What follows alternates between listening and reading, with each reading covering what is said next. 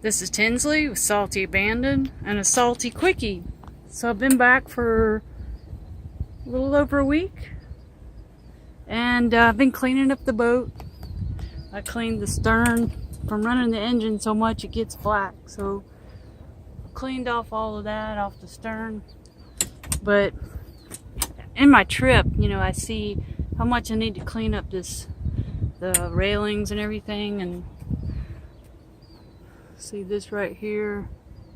I cleaned it up already a little bit, but wanted to see if anybody had any ideas and what's the best way to clean that up.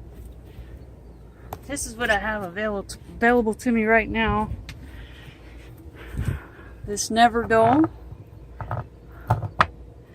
I've got this WD-40 long-term corrosion inhibitor. I've got this corrosion block. Got some microfiber cloths. Got this little brush here that I put the Never Dull on. And I've got this to rough it up a little bit, kind of scrub it a little bit. So if anybody has any ideas, I've got to do all of it.